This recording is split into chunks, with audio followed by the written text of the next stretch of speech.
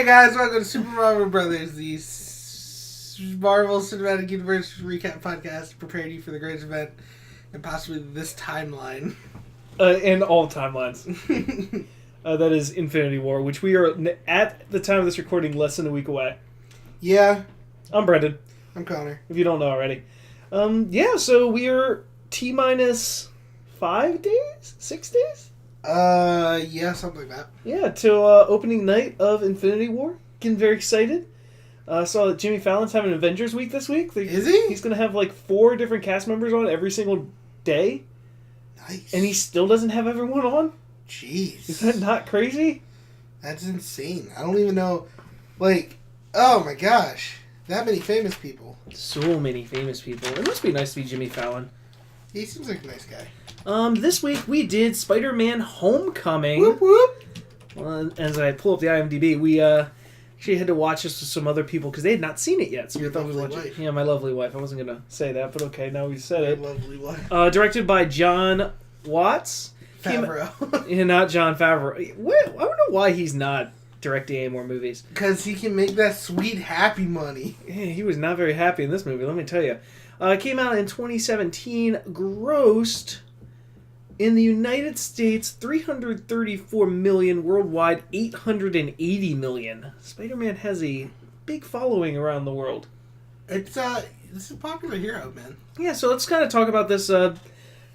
It's been hinted forever about Spider-Man coming to the MCU. He'd been owned by Sony to try and compete with the Avengers. They tried to make their own Spider-Verse with the Amazing They Spider-Man, never followed through. which they never followed through because it's terrible. Well, they did Amazing Spider-Man, then they were going to do Sinister Six, and they never did. Well, it's because Amazing Spider-Man 2 is not good.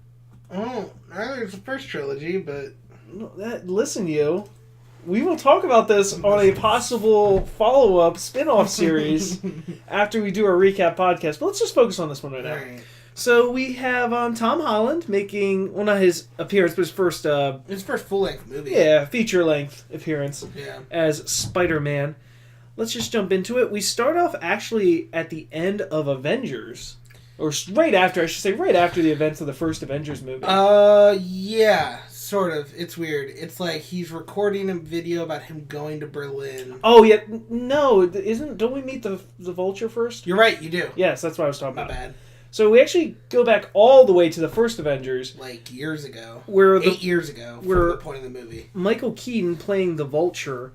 Him and his flying animal superheroes are villains. I'm telling you, the only reason he did Birdman, it was not to win an Oscar. It was not to be in an artistic, wonderful movie. It was to get this role in the MCU. I've never seen Birdman, so... Oh my gosh, we're going to have to watch that now.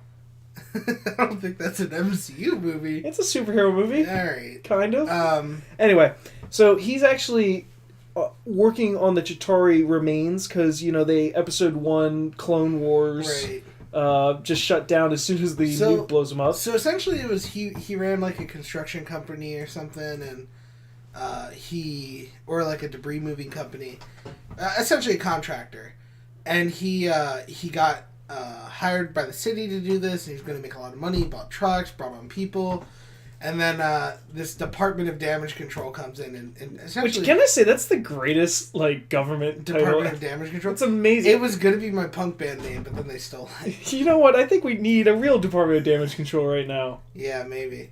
Political affiliations aside. Yeah, and so this Department of Damage Control comes in and shuts down, and they're all mad because he's like, I spent a lot of money, I'm all in on this. Which, I feel like... So this is a government department. Run by Tony Stark. Run by Tony Stark. You think the city would give him a payout still? Of like, yeah, this happened suddenly, like, you will be compensated. Like, Tony Stark could just say, here's $50,000 that you spent to do all this. Go away. Yeah. And again, this is 90% of all problems the MCU are caused because Tony Stark is bad. Well... So that kind of sets up the motivation for our villain. Yes, and then we cut to Peter Parker, essentially making a video diary of his trip to Berlin to fight Cap. It's pretty interesting. Yeah, it's kind of interesting. They do a good job making Peter Parker relatable in this movie. Yes. Like a dorky 15-year-old. I mean, as relatable as you can have a 15-year-old with superpowers Right. But it's very relatable. He's very goofy, very awkward. Yeah. How he does things. Is very bad at social cues. Yes. So I think they do a great job of that. It kind of gets you caught up and kind of builds that connection he has with Tony, which they use throughout the movie. Right. One thing I do really like about this Spider-Man is we do not have to do the Uncle Ben thing again. Yeah, they do that. We're going to cover it a little later, but they do that really well because they just allude to it. They never come out and flat say it, because why would these characters do that? I mean, we've had it done twice in the last 20 years. Right. And I think everyone basically knows basic origin stories. Like, for as bad as a movie... Well, actually, no, they do that too. They kind of... I was going to say, as bad as movies Batman vs. Superman is, at least they don't spend like 20 minutes explaining how Batman became Batman. They just kind of do like a montage of it. Yeah. But, I mean, these famous superheroes, they're so much in the popular culture now that you know how they started. Right. So I'm glad they're just giving us a little credit as the viewer. Yeah. And so they kind of covers this. He gets his new suit. He gets all excited about, fighting with the Avengers. And then he goes back to him being dropped off at his apartment with his Aunt May, and Tony Stark is there. And he's kind of going like, yeah, keep the suit. We need someone looking after the little guy in the neighborhood. Like, and then he thinks he's getting a hug. Oh, yeah, this is a great awkward moment where, like, Tony leans over and, like, Peter goes to hug him. He's like, no, not a hug, just get in the door. So. It's just so awkward. It's great. It's really funny.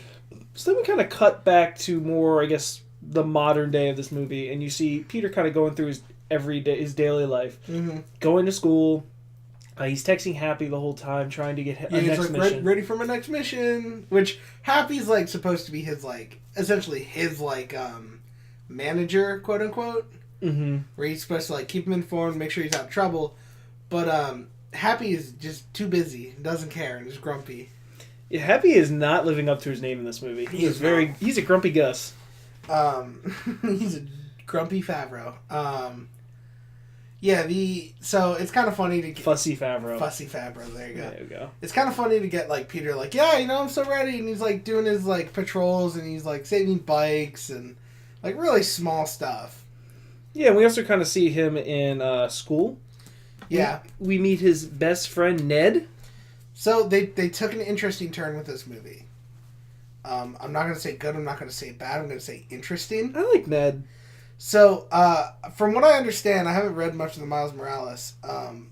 Ned is a Miles Morales character who he's because from what I know, Miles is not necessarily... You're the Spider-Man expert here. I know very little about Spider-Man, actually. So Miles Morales is another Spider-Man, it's an alternate universe thing. But, essentially, he's not a smart guy like Peter, and so Ned's kind of his brains and, his guy in the chair. From what I understand, I could totally be off base with that. But, yeah, so they kind of put Peter Parker in this Miles Morales situation, which is interesting. But at the same time, it brings a lot of diversity into the movie, which I think makes sense considering it takes place in New York. Yeah. And we kind of go through his everyday life. They're going to build a Lego Death Star. Yeah. The nerdiest thing they could think of. We meet Liz, the love interest of the movie during this. We kind of go through... We kind of meet all the main characters we're going to see. We go to the decathlon practice. We have Flash here, which... I don't like Flash. Flash is annoying. Flash, yeah. They go to, an advanced kids school, and the fact that there's a bully there at a nerd school is weird. Yeah, and he's the dumb one. Yeah, that's the best part. He's the dumb one in the school. But he bullies everyone. You'd think it'd be the opposite. I brought up a really funny point, since he's Spider-Man, he has super strength stuff. He could give this kid a black eye in, an empty room, and if he went around saying Peter did it, no one would believe him. Yeah, he's got plausible deniability. Yeah, he's I would never do that. You think I'm going to be the one that punched him? Yeah. Yeah. I'm scared all the time. What do you mean? Yeah. We did bring up during the decathlon the one guy that always points out when Flash is wrong. Oh yeah, dude, the kid with the accent, and he's really funny. He's great at delivering lines here. It's amazing. But every time Flash says something, he's like, He just rings about wrong. Yeah, it's really funny. It's great. We go then after school, and we kind of do a montage of him being Spider-Man, saving things. We also get our Lee cameo out of the way pretty early. It's really... I like this one, because it's like he stops what he thinks is a carjacking. That's the dude just trying to get into his car. And then, like, it causes the classic New York scene of, like, a guy leaning out the window, like, keep it down there. And then someone else does. And eventually Stan Lee's like, knock it off before I come down there. Don't make me come down there. Yeah, you punks. And then, like, I believe it's his wife. I believe it is his wife, too. Leans out the window and she's like, what's all the racket? And he's like, oh, how's it going, Marie? It's really funny. It is a pretty good scene. This is another movie that does a good job with the organic humor, which is something I think Marvel does struggle with sometimes. I feel like for a Spider-Man movie, you have to. Oh, yeah. I think it's easier than, say, like, Civil War. Yeah, Civil War, you're gonna struggle. We do get in contact finally with Happy. We find out that he's actually in the process of moving Avengers Tower from New York City to the upstate facility, completely. Right. From what we kind of gathered, it's been a process, and this is like the last step. Right, because the whole thing's remodeled now and stuff like that. So we also get our favorite character in the MCU, the arm robot, moving a priceless vase. It's been years since we've seen him, man. Yeah, he looks in good. He's in good shape. He's in good shape. You know, maybe been hitting the gym a little bit for the role, but. As Parker comes back to his house, he tries to stealthily get to his room to unchange. So this is great, because he comes in through the window, he's like up crawling on the ceiling, he's like very quiet about it. Uses his web, closes the door. Yeah, and then like he's like starts taking the suit off and he turns around and there's Ned with a giant Lego Death Star. That he proceeds to drop. Yeah. Tens of hours of work gone. We also have Aunt May come in to check and make sure everything's okay. We find out she's a terrible cook. And she is going to take out Thai food. I don't understand the fact that Parker is now just in his boxers in front of his one best friend. And doesn't bring it up at all, basically. Just at the end she says, maybe put some clothes on. I feel like I would have a lot more questions about what was going on after I just hear a giant star drop and then see that. But hey. We go to the Thai restaurant. We get a little more background there. So they do a really funny thing in this movie, and that is they pick on the fact that Aunt May is like attractive. Because they like we missed a big part. In the deli scene? Yeah. Okay, you want to do that? So backtrack a little bit before he goes Spider-Maning. There's a deli scene where he goes in and he's like, yeah. Can I get a sandwich? And they pick on that again. We're like I don't know. I want to say Spanish, but I could be wrong. The guy's like, oh, yeah, he's the one with the hot Italian aunt. And in Spanish back, Peter says, yeah, how's your daughter? So that's kind of a funny scene, but it introduces that situation. And then while he's Spider-Maning, he comes across the bank robbery. Has that happened yet? Yeah, because they go over the news about it in the Thai place. Oh, okay. I thought that happened after the Thai place. No. Okay.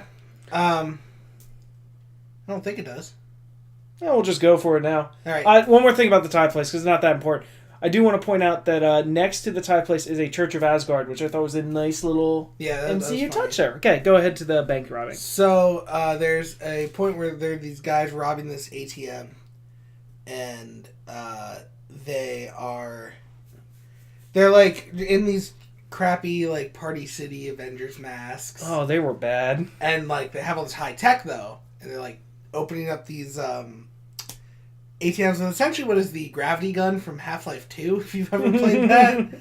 But and they got like a laser to cut into them, and so there's this whole fight scene there, and eventually the laser goes off and like sets that deli on fire. It's a big deal, and Peter rescues the guy. But in the Thai place, he's focusing on the news of covering that, and Aunt May says something like, oh, well, if you ever see that, just run. Like, don't even try. Yes. Yeah, and he's like, oh, of course. Like, why would I? Yeah, and we basically the plot of this movie is the Vulture, because he feels like insulted, he lost his living because of this. He now steals this technology and retrofits it with Earth technology and kind of sells it to criminals. So he's taking this Chitauri tech, retrofitting it, and selling it on the streets, and that's how he makes his money. So that's how these people got the weapons there. We then, as Ned has now found out that he is Spider-Man, We go through this montage of him asking questions about Spider-Man and all this. We get a little bit of the background. He was bit by a spider. The spider's dead. He can't do it anymore. Yeah. So they don't go through all that again. They just kind of tell you. Yeah, and again, it's nice because it makes sense for this character to explain that to his friend who now knows. Mm-hmm. It's not like he's saying it to someone who does already know, and he's like repeating this information, or he's talking to himself. Like, it's natural. Yeah. We go through the day. Eventually, we get to gym class. They have a Captain America infomercial, or which is public service announcement, I should say. So funny. Except they use the bad cap suit. They do, but that's the cap suit that would be used. It would be, but yeah, it's used for, I guess, like the physical fitness challenge. Right. And during all this, we overhear Liz talking about Spider-Man, and Ned has to blurt out that Peter knows Spider-Man. Ned is like the worst character in this. Ned is the best character in this. He's the most realistic. He is. You can't trust a 9th grader to keep a secret. That's true. That's true. Yeah. So Ned blurts it out, and it's a whole thing. And what's funny is, like, I think right before that he's doing sit-ups, and Peter. So a big part about being Spider-Man is Peter has to go from this nerd to this super chatting dude, essentially. And he made a point in Civil War that because he couldn't do things before he was Spider-Man, he shouldn't do them now. Right. And so there's a point when he's doing that where he's not paying attention. He just starts doing sit-ups like crazy. And then Jim Teacher's like, "Looking good, Parker." And he's like, "Oh, wait, I gotta slow down."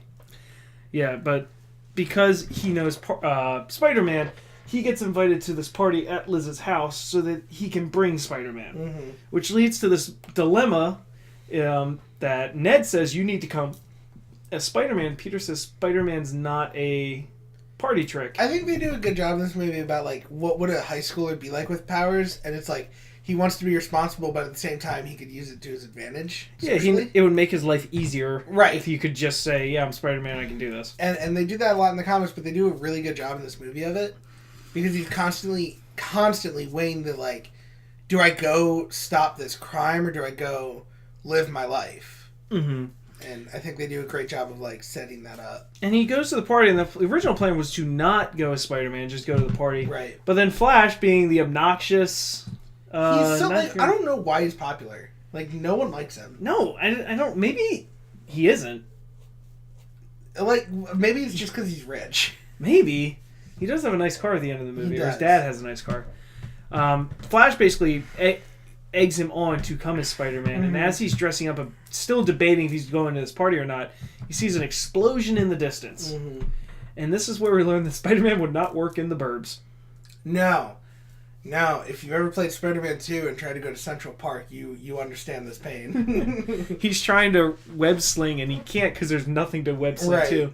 So we get this montage of him going through backyards and stuff. I do like the one they have a Ferris Bueller playing. yeah. And it's basically him doing shot for shot the Ferris Bueller. They reference that. It's really funny. He eventually gets to where the explosion was, and we meet Donald Glover trying to buy weapons. Right, and they're showing off all this big stuff. He's like, I was looking for something a little, like, more on the down low. And then Spider-Man's just kind of chilling there, like, seeing what's happening, and his phone starts going off because Ned calls him. So they're about to shoot Donald Glover, who I don't think he ever has. Aaron Davis. And Spider-Man's like, oh, if you're going to shoot anyone, shoot at me. And this is where we get introduced to a kind of B-roll Spider-Man villain, but I like it. The Shocker. Because it's the big... He has, like, the dumb yellow sleeves and everything. Like, kind of has the haircut like one, yeah. And, like, then he's just got the gauntlets, and it's really funny. We get, like, a chase scene where he's being... Well, not even chasing. He's being dragged by a van. While they're shooting at him. Yeah. We find out how... Spider-Man's very durable.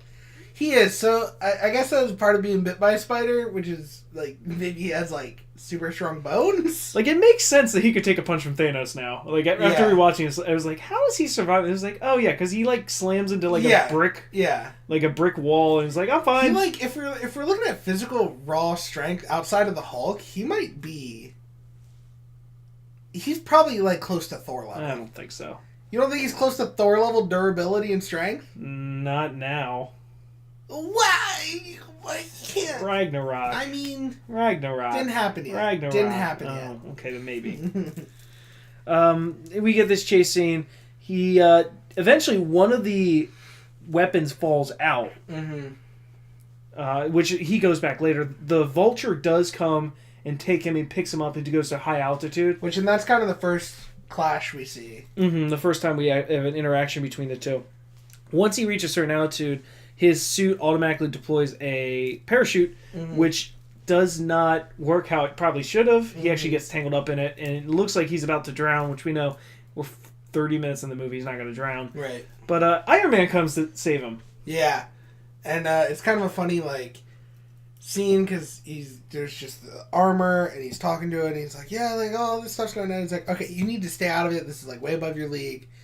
And, like, you know, someone will handle it. And then he's like, oh, well, thanks for coming all the way out here. And he's like, oh, I didn't. And he's just doing the remote control thing like we saw in Iron Man 3. He's in India. Yeah. He's in India. He's like, you're lucky this place has Wi-Fi or you'd be done. Stark kind of plays, like, the mentor role through this movie. He does, and he's not good at it. Well, I mean, no one ever was his mentor, so he doesn't know how to do it. So it's kind of interesting how they use that there. We also find a little bit more about how his suit has been enhanced a lot. Right. He's got built-in heaters. He's got built-in heaters. He just gets rid of all that water. Yeah, so there's that scene. I think the Vulture is a very realistic villain. So Marvel, we know Marvel has trouble with villains. Mm-hmm. Vulture's up there. He's a really good villain. So I'm maybe tilting my hand a little bit, but I think my favorite villain's actually in a Netflix series. I like the guy from Jessica Jones. Kilgrave. Kilgrave's a very good villain. I think he's my favorite. Hey man, gotta love Doctor Who, you know? No, I don't. David Tennant. Shut up. He was in Harry Potter too. Oh no. Anyway, I really like him as a villain. I think the Vulture's, again, because he's very realistic, and he's also very menacing. Oh yeah, he's not like I don't know. There's something not totally scary about like Red Skull because he looks a little silly. Mm-hmm. But like, there's something scary about just a dude. You Michael know? Keaton. He kind of looks like Jack Nicholson from The Shining. He does. He does. And he just has that like there's something kind of way scary about just a normal dude who's been pushed to that brink.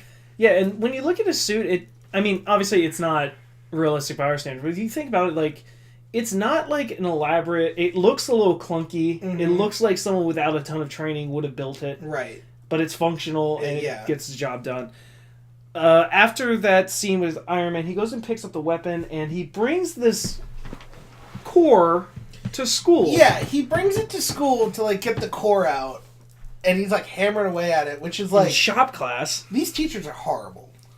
Yeah, well, Hannibal Buress is one of the teachers. There's your... Right. Well, he's the gym teacher, so, And well, maybe they just think these kids are so smart they don't actually need teachers? Right.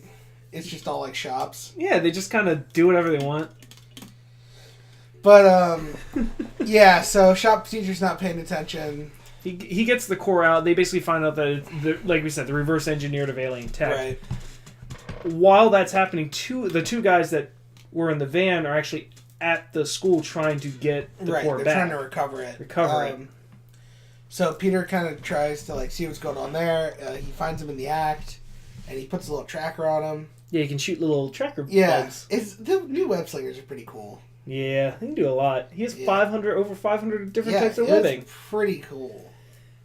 So they put the tracker on. Him and Ned kind of trace them all night. Eventually find out they're in Maryland. Mm-hmm. And they're kind of wondering how can they get to Maryland. And they realize that the academic decathlon is in D.C. That year. So if he just goes back and joins the team, then he can go to Maryland. Well, there's kind of the greatest state in our union. There's kind of a great, a funny scene where he goes back. He's like, hey, I was hoping I could, come back and do all this stuff. And Flash is like, because Flash replaced him, and Flash is like, you can't just leave the team and expect to be welcome back. And everyone's like, welcome back, Peter. And again, this is a nice scene because during this, he's kind of torn of... I should say, when they get there, they get kind of settled. They find he's going to go at night to where the tracker is. Mm-hmm. And he's kind of torn because Liz is like inviting him for team bonding... Swim thing. Yeah. And you get this torn of a high schooler going through puberty. Well, yeah, but it's kind of... It's, again, they hit that moment of, like, do I live my life as a kid or do I go do the superhero thing? And he chooses to do the superhero thing. We should also say Ned has hacked the suit and found out that he was on the training wheels protocol. Tony Stark names things so well.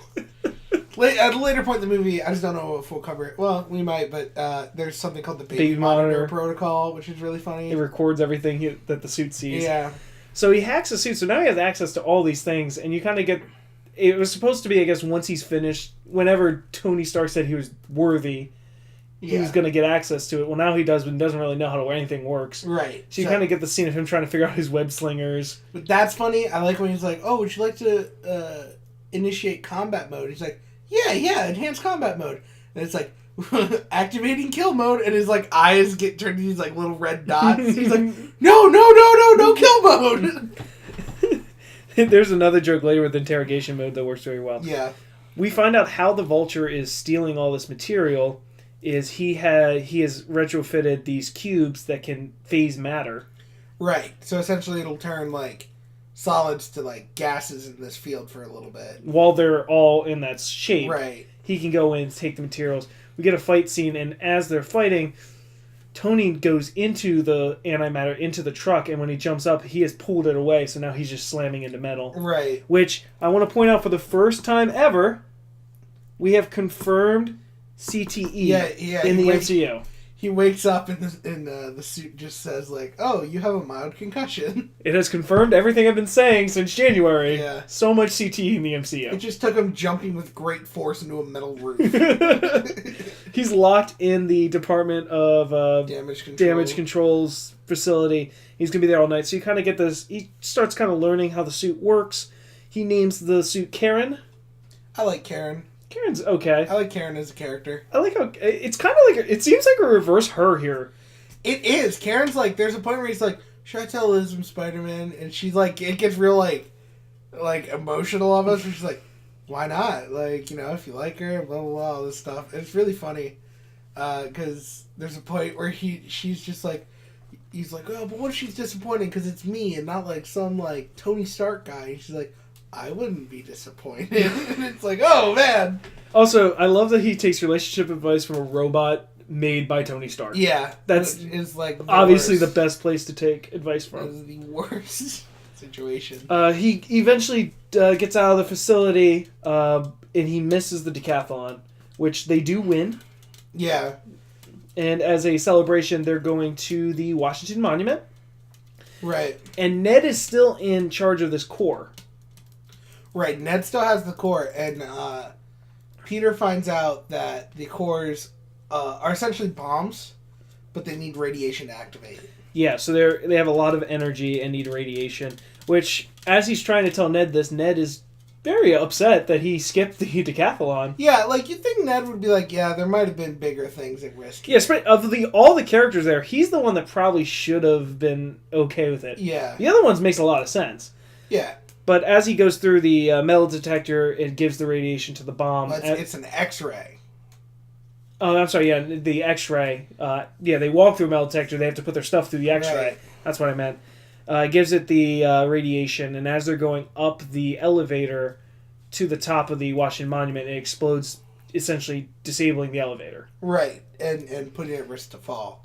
Yeah. So, pretty much most of his team is up in this elevator, and now he has to try to save them. So, and he has to climb the Eiffel Tower. Eiffel Tower. Sorry. The Washington Monument. The Washington Monument. I don't know why I said Eiffel Tower. That was weird. So he climbs the Washington Monument. You know, it's because we were talking about that at work on yesterday. Oh, okay. That's why it came up. But yeah, the Washington Monument. It's a tall thing. Yeah, they're basically the same thing. Yeah. Anyway, they climb the Washington Monument, which is apparently the tallest thing he's ever climbed, which, I mean... He's centered in Queens, right? Queens isn't like downtown New York. Okay. He climbs to the top of it. They find the only way in is through this bulletproof glass, and he cannot get enough momentum to break it.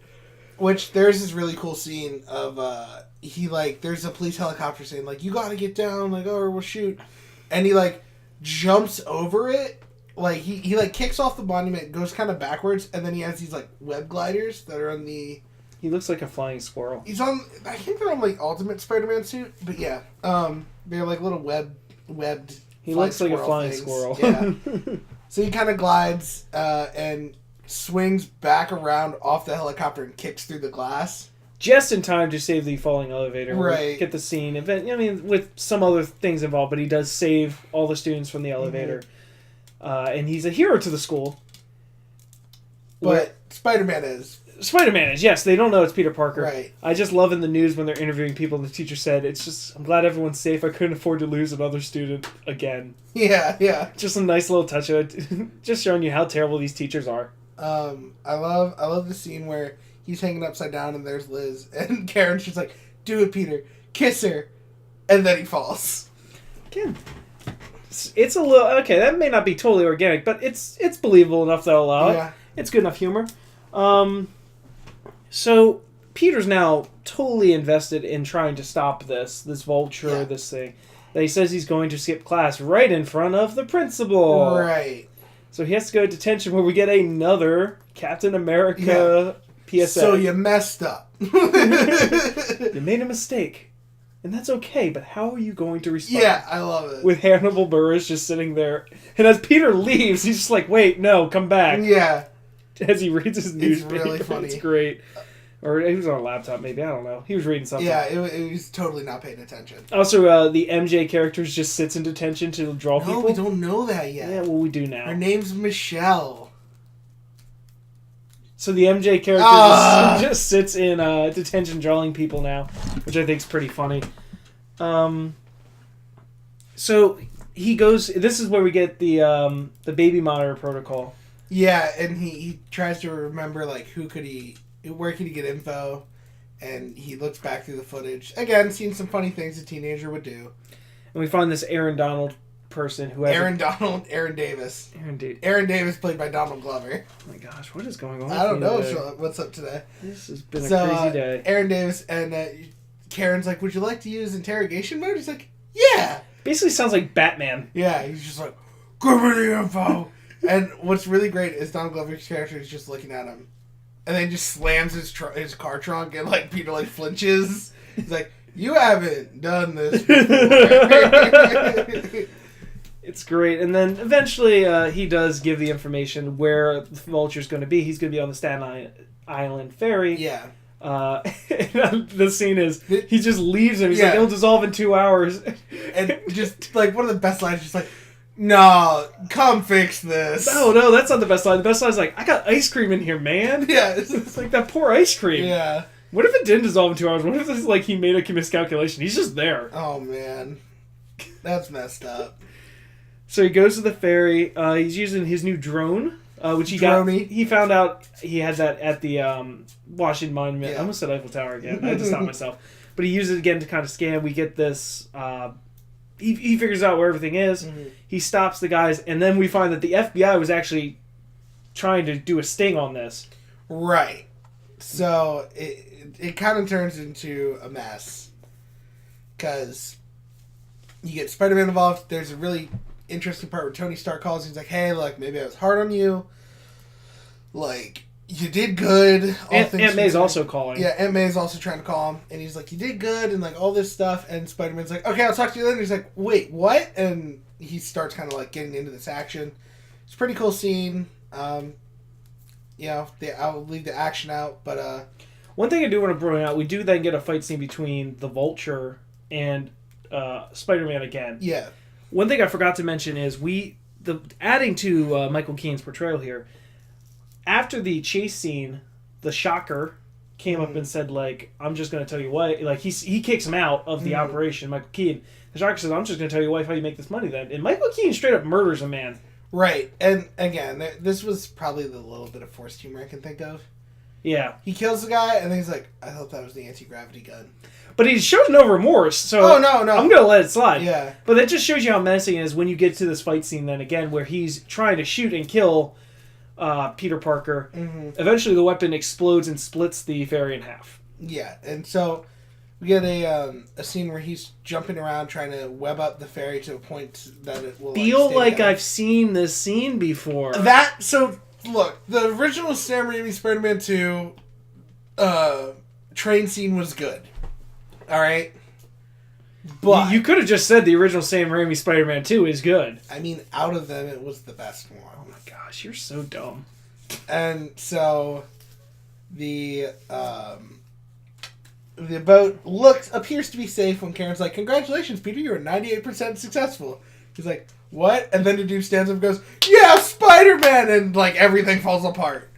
So we have Iron Man come and save the day. Right, Iron Man in another spiffy new suit. Yeah, he's got a new. It's like it's like silver on the bottom. It's looks neat. good. It's like dark gray, and then like the chest area is like the red and gold. Yeah, it's really it's nice cool. looking. He also has like the cavalry of mini arc reactor thrusters. Like jets. Yeah, like it's really.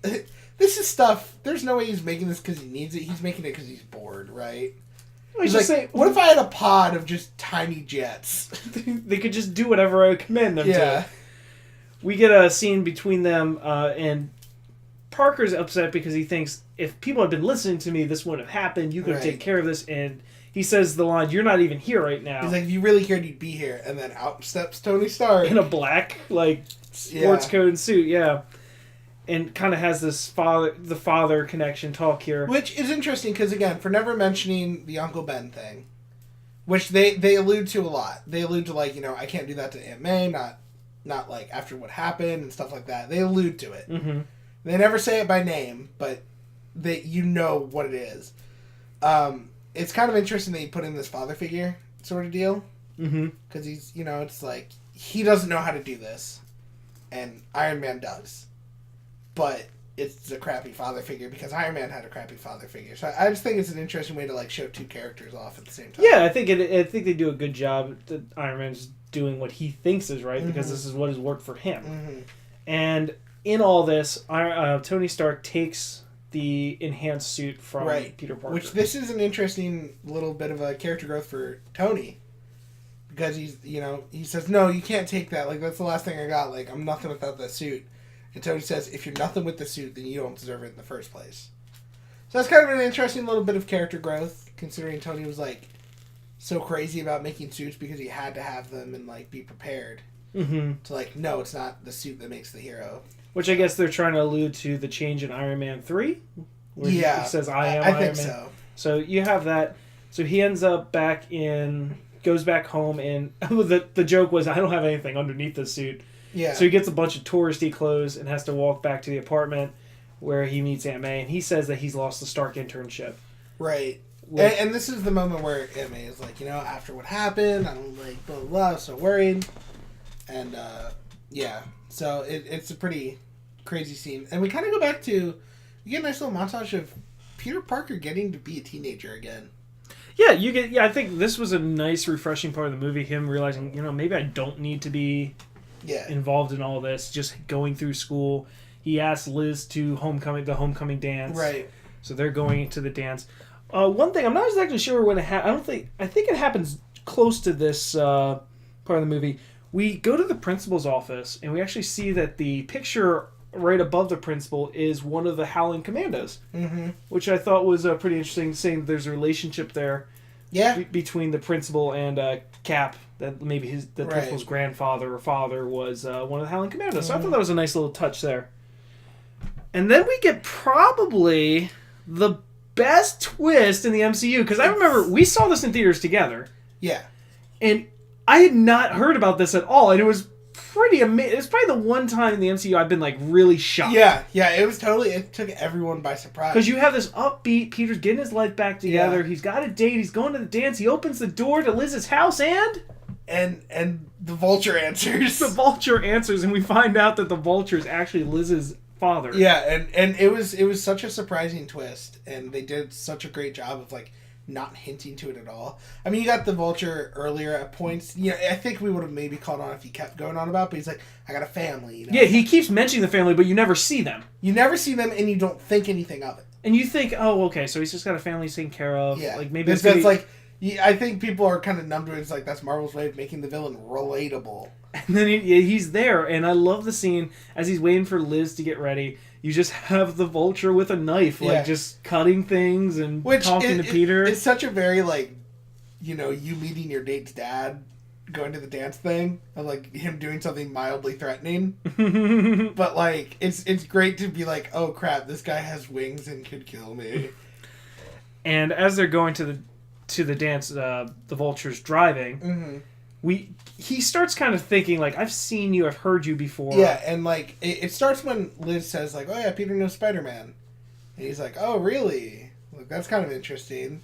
He's like, we've seen each other, maybe your voice or something. And I love it because he's a smart villain, right? Because he connects these dots.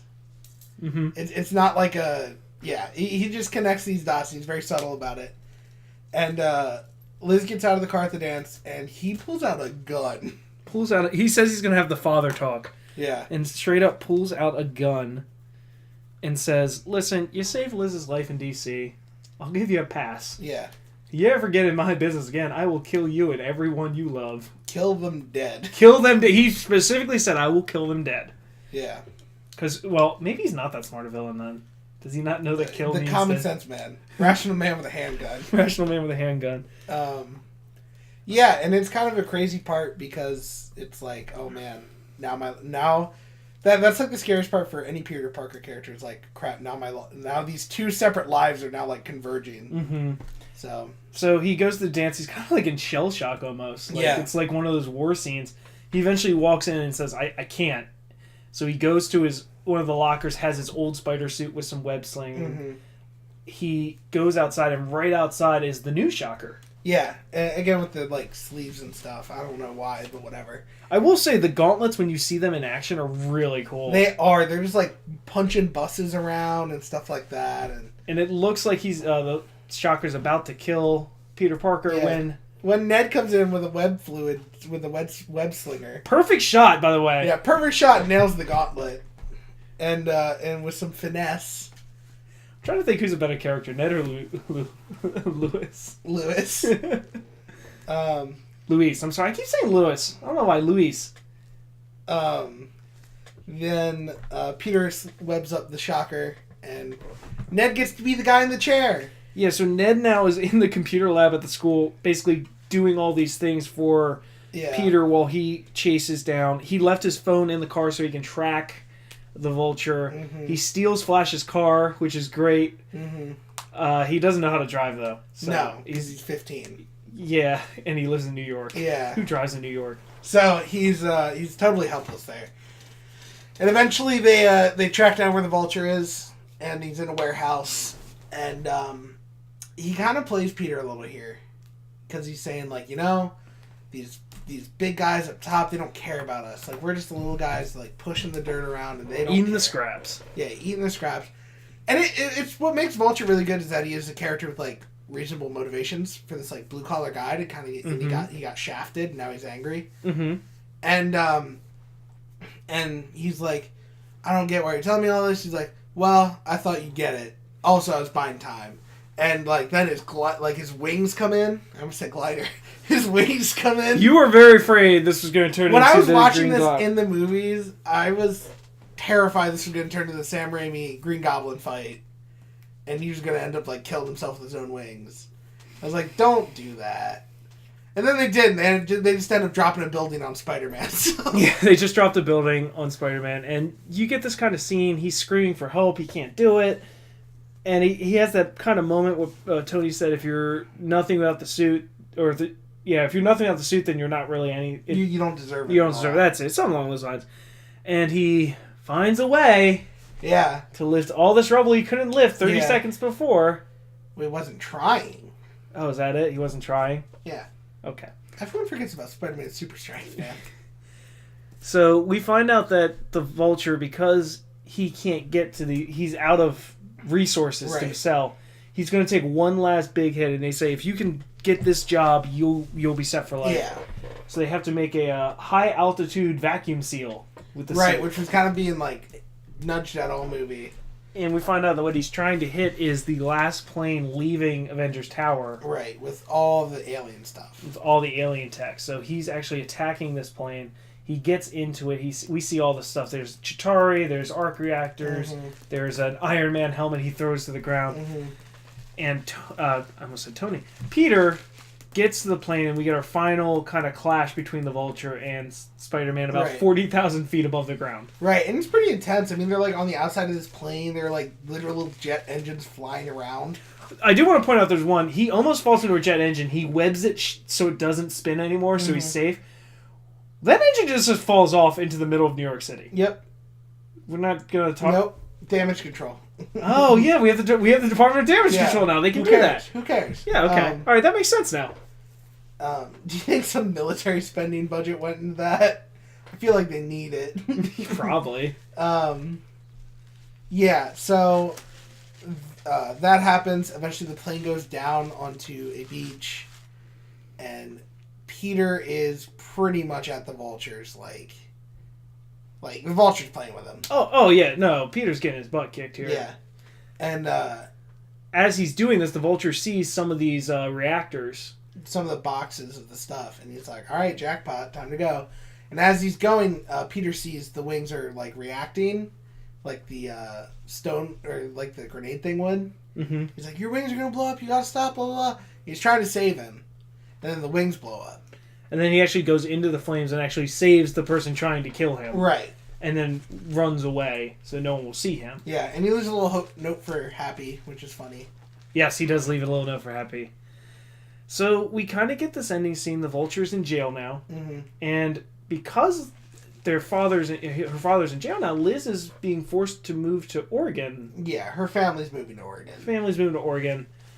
So, and we kind of get the scene where Peter's trying to apologize, and she basically says, like, I don't know what you're apologizing for, what thing it is. Yeah. And she basically says, like, I don't know what's wrong with you, but I hope you fix it soon. Yeah. You don't get a happy ending here between the two. And I think that's very Spider-Man. Yeah. He does everything right and still loses in the end. But it's a very realistic ending. Like, the hero doesn't always get what he wants. And so there's a point he's he's on the up and up, and he gets a text. He's actually at the decathlon thing. Yeah, where they name MJ the new team captain. Which you find out is MJ, and it's like, oh, okay. That was another little twist in the movie, I guess, because I did not think no one saw it coming, because MJ is very characteristically has, like, red hair, and she didn't. And this character, Zendaya, movie, does not where act she like probably MJ dyes her hair. That's going to happen. But it's going to be, like, neon red. It's not going to be, like, red. Well, I mean, she's already had neon pink hair, so what's red hair? Right. She looked good with neon pink hair. I'm just saying. Okay. Greatest Showman's a good movie. I do enjoy that movie.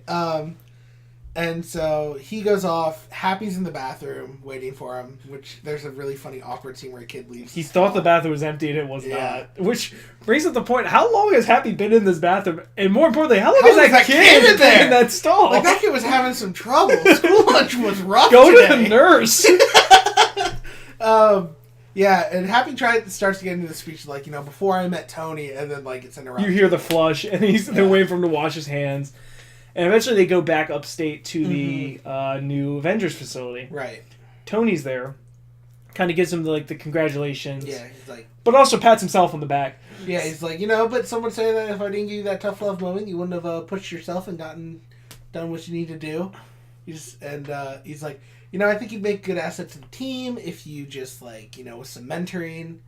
And he unveils a new, quote-unquote, new Spider-Man suit, which is now being referred to as the Iron Spider suit, which is a thing in the comics, and looks like it has less spidery legs than it does in the comics. Yeah, that's kind of weird in the comics. I've seen pictures. He gets, like, the weird, like, 4 spider legs at the back to climb. Almost like a skinny Doc Ock. Yeah, exactly what it is. It's weird. And Peter says, no, I think, I need to still be the neighborhood guy. And so they try and play this off like it was a test to try and get, and he passes, so he goes to the car. But reality, there were 50 reporters waiting for this big reveal from the Avengers. Yeah.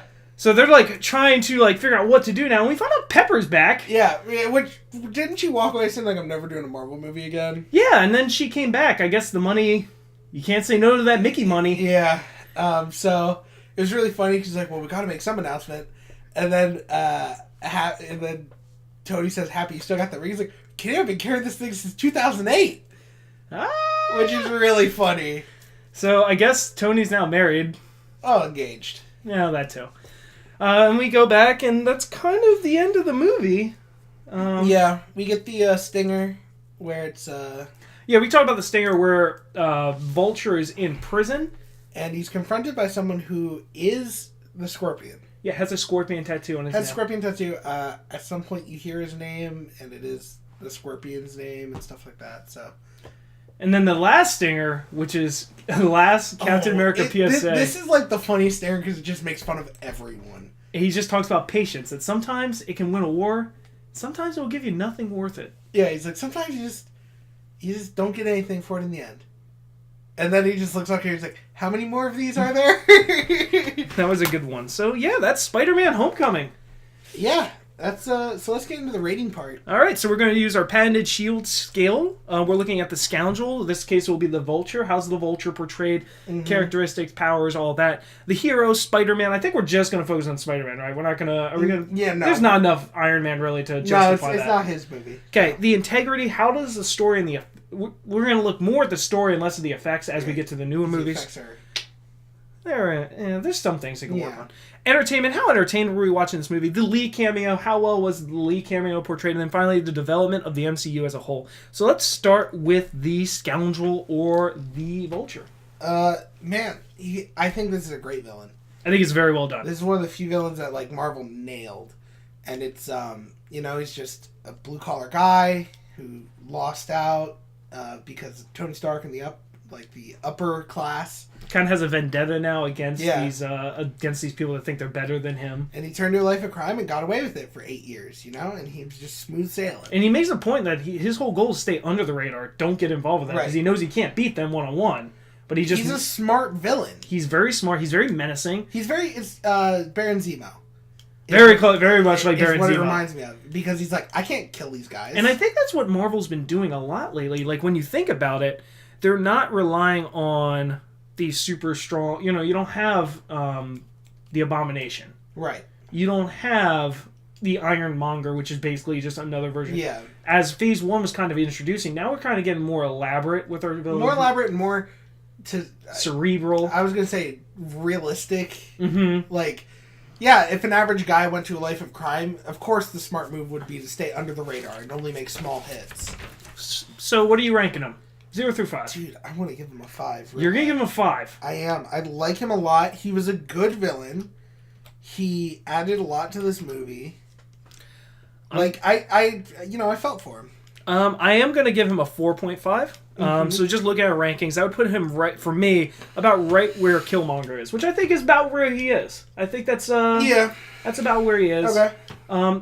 There is a little bit of forced humor in there. I made the point how he seems menacing when he's killing that guy, but he actually didn't think it was going to kill him. Right. But I think he's very smart. He's a good foil. And really, Spider-Man doesn't beat him. No. He is kind of arrogant and so focused on his mission. That's what beats him. So I kind of like that aspect too. So I'm going to go 4.5. You're going 5. All right, Spider-Man. Tom Holland does an amazing job. He does a great Peter Parker and a good Spider-Man. So especially young Spider-Man who's just figuring it all out. So we're going to give a little preview for a future series might be doing. Okay. I absolutely love Tobey Maguire's Spider-Man. I still don't know if you're just saying it to mess with me. You absolutely love Andrew Garfield as Spider-Man. And we've had some arguments about this in the past, but we can both agree Tom Holland did a great job on this. Tom Holland did an amazing job. Tom Holland did a perfect job at this. He did, because I think the issue with the other ones is you had a good Peter Parker, and then you had a good Spider-Man, but they really kind of failed on the other part. And Tom Holland does a good balance, where he's like, yes, this is believable for Peter Parker, and then he tries to be a snarky Spider-Man. Mm-hmm. Plus, I like the fact that it is very much like, this is rookie Spider-Man. Yeah, and it's not even a rookie Spider-Man. This is a young Peter Parker, with the social cues and the other balancing. I think that's very well done. I think I'm going to go 4.5 on this as well. Yeah, I'm going to agree. You're going to you want to go higher? You sure? I'm going 5. Come on. I'm kidding. I'm going 5. Yes, of course I'm going 5. Okay, you're going 5. Man, you are a Spider-Man apologist. What's to apologize for? I don't know. It just means you love Spider-Man. Yeah. So, the integrity. So we're looking more, I guess, at the story structure here. The story structure and, how it would hold up. How's it hold up? So, it's relevant. You've got this... it's kind of been played out, but it's relevant. It's kind of like the Ant-Man plot a little bit, where you have these guys with having advanced weapons, selling them on the streets.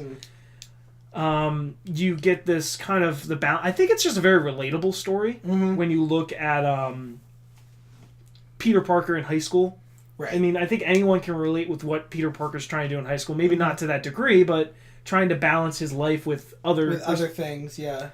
It's pretty relatable. I think the effects are mostly well done. I'm still not a huge fan of the Spider-Man suit.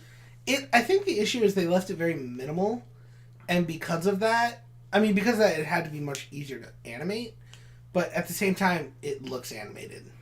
Yeah, it's in some scenes. It's kind of the same thing with the Black Panther suit. Yes. Is where, if other stuff's happening, it's great, but when you're focusing on that, you can tell. I mean, it's better than the Amazing Spider-Man suit, which looks like a basketball. But this one... I mean, let's not get into the effects of the first Spider-Man. We'll get there.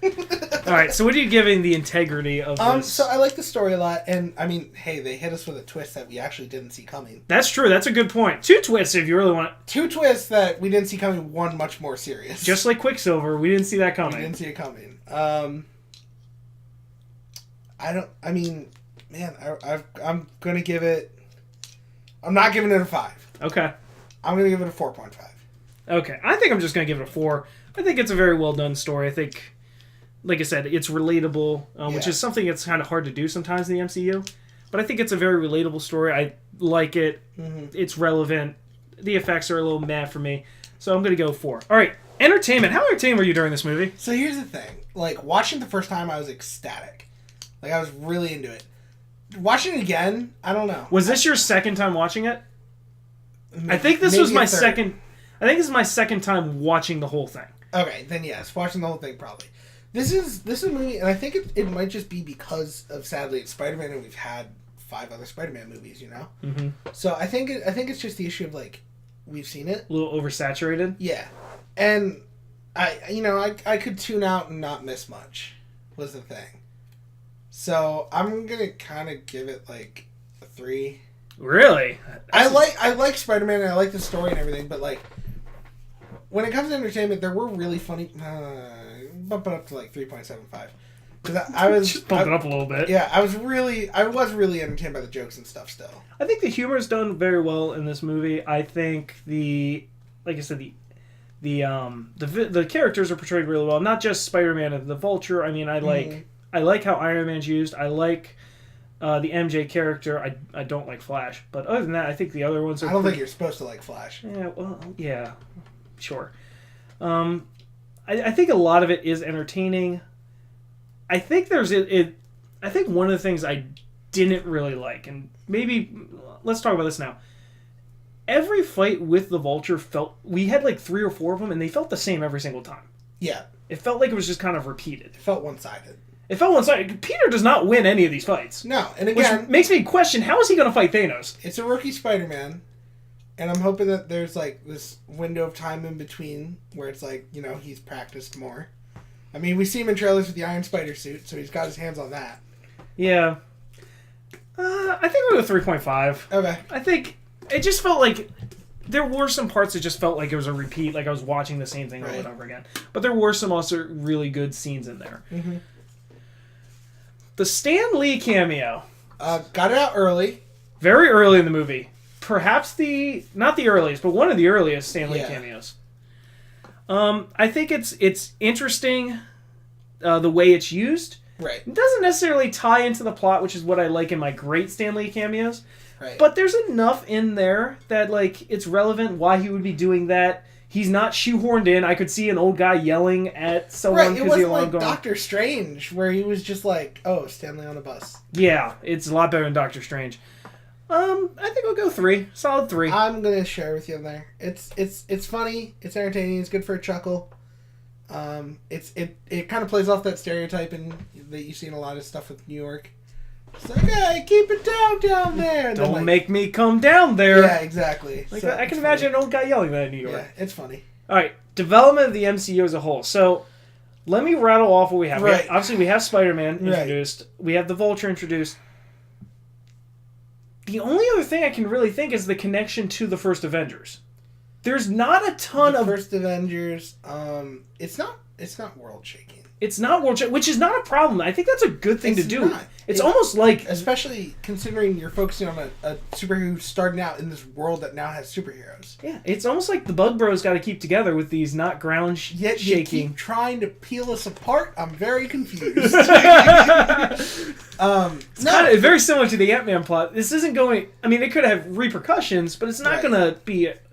We're not dropping a giant city on the Earth. You get set up for repercussions with, like, the Scorpion at the end, so there might be more villains down the line. Some Sinister Six development, maybe. Yeah. Is it bad that they did a better job developing a Sinister Six than Sony could? Oh, you mean just a dude walking down a hallway with a bunch of... tattoos? Yeah. Talking to one of the... Yes, that's what I mean. Yeah, so... it wasn't world-shaking. You do get... It's a nice story, but... I mean, you get the fact that Avengers headquarters is now redone and more official. I guess Pepper and Tony are engaged if we're really pulling at straws here. I think 3.25. Yeah. So, like, looking last week I gave... 3. I'm going to go low on this one. Okay. So, I'm looking last week I gave Doctor Strange 3.5. I think Doctor Strange does do more for the MCU than this one. And you said you're going, what on that? 3. Okay, so you're going 3 on the development. Yep. All right. Well, we had some issues. Our 70s servers actually broke down this week. We had to go to the 60s experimental servers. Yeah, so why can we not... do you know where debugging came from? No. It was when computers filled whole rooms and bugs would literally get all up in there. Yeah, that's where debugging came from. Maybe spiders got in there. Oh, gross. So we've crunched the numbers, or scientists crunched the numbers. Spider-Man's going to place 5th on our list of the MCU. It's going to finish right below Black Panther. They are very close in our rankings, which I think is pretty relevant. Pretty understandable based on the structure of the movie. It's right below Black Panther and right above Civil War. Right. So top 5 for Spidey. Hey man, I think this is a good movie. It got a lot of positive reviews and stuff. I think it is our best origin movie. No, Black Panther. Well, yeah, it is our second best origin movie. I think it does a great job building the Spider universe. Right. And I think the only reason is just because our scale kind of looks at how does it impact the whole MCU. Right. I think just the fact it doesn't really do that here is going to maybe push it down. Had it had a bigger impact, I think this could have had a shot at the top. Had we introduced, which I genuinely thought they were going to introduce the Soul Stone here, because the Vulture has one of the things the Vulture has done in comics is, like, by wearing the suit or whatever, he gets young again. So I was wondering if they weren't going to do that. That would have been weird. It would have been. I didn't say it wouldn't have been. I just said I thought that's how they were going to introduce the Soul Stone. Nope, the Soul Stone is still out and about. Yep. But yeah, so this is going to finish top 5. Good showing for Spidey. I think it's a little higher when I look at the movies on it. I think I would still watch Civil War Guardians before Spider-Man again. Probably. But I think when you look at it critically, it does a good job with its character development, which is especially not just the hero, but the villain, which is something Marvel has struggled with a lot until very recently. Because if we look at 2 of the more recent films, you have Spider-Man and Black Panther, who both scored very high on the villain. Right. So they're doing a better job as of late. All right. We're down to 1. Down to 1. One last movie stands between us and Thanos. Oh, man. I'm nervous. Yeah. I'm a little nervous, too. I can't wait.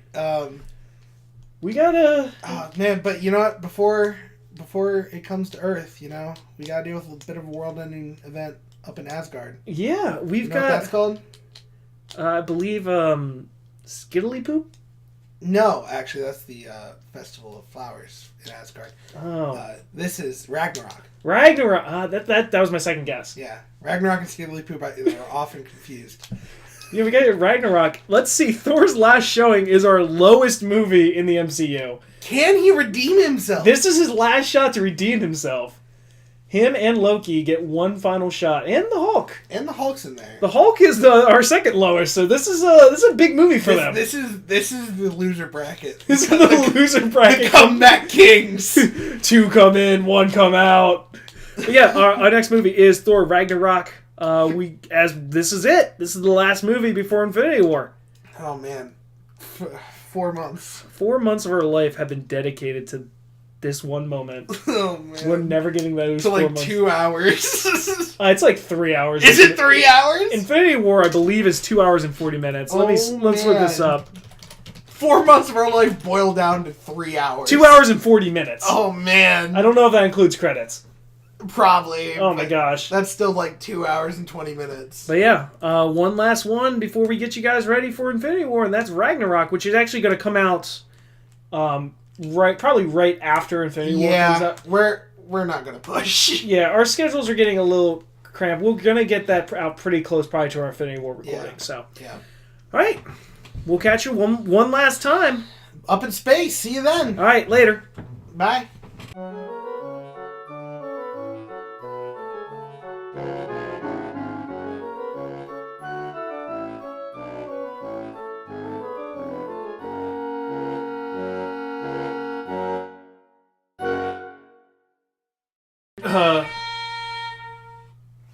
Wow, that was terrifying. What was that? That was my phone. Oh my gosh. I thought it was silenced. I'm sorry. We're going to have to edit that out, Connor. That was horrifying. That is at about 49, okay? Right, thank you. All right, I'm going to... Oh my God, I have like a heart. I know, me too. 3...